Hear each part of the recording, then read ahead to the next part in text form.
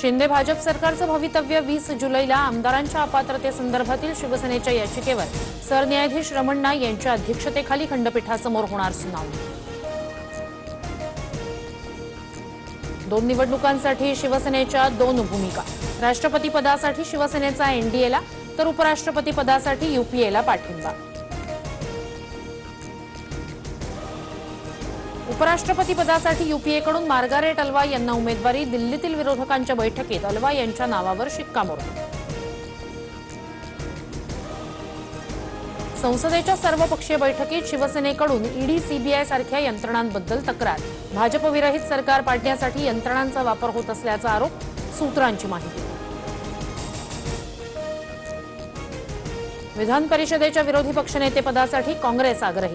बाळासाहेब थोरात यांची शिवसेना आणि राष्ट्रवादीशी चर्चा सुरू, नाना पटोलेंची माहिती।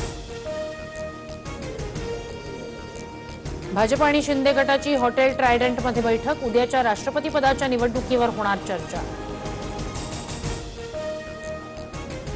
घटनात्मक पेच निर्माण झाल्यानंच मंत्रिमंडळ विस्तार रखडला, संजय राऊतांचा आरोप। सुप्रीम कोर्टाच्या निकालापर्यंत महाराष्ट्रात राष्ट्रपती राजवट लागू करण्याचीही मागणी। राज्यपाल आता दरवाजे खिडक्या बंद करून बसले, आम्हाला घटना आणि शिंदे भाजप सरकारच्या भविष्यातील दुर्घटना ही माहिती। संजय राऊतांचा हल्लाबोल।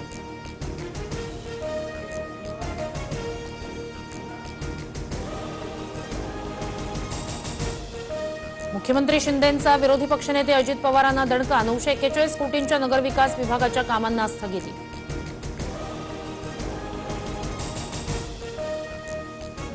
खोटेपणा करणाऱ्यांनी संत्रा प्रक्रिया प्रकल्पात येऊ नये, नाहीतर जेलमध्ये टाकू। केंद्रीय मंत्री नितीन गडकरींचा व्यापाऱ्यांना इशारा। येत्या 4 ते 5 दिवसात राज्यात पावसाचा जोर वाढण्याची शक्यता। काही ठिकाणी मुसळधार पावसाचा इशारा, हवामान विभागाचा अंदाज। गडचिरोलीच्या सिरोंचा तालुक्यात भीषण पूरस्थिती। 40 गावांना पुराचा वेढा, 10,000 नागरिकांचं स्थलांतर। अहमदाबादमधील रस्त्यांना जोरदार पावसाचा फटका, रस्ता खचल्याचा व्हिडिओ समोर।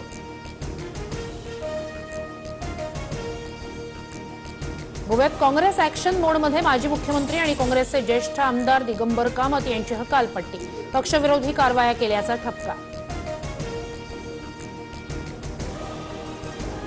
आयसीएसई 10वी परीक्षेत महाराष्ट्राचा 100% निकाल।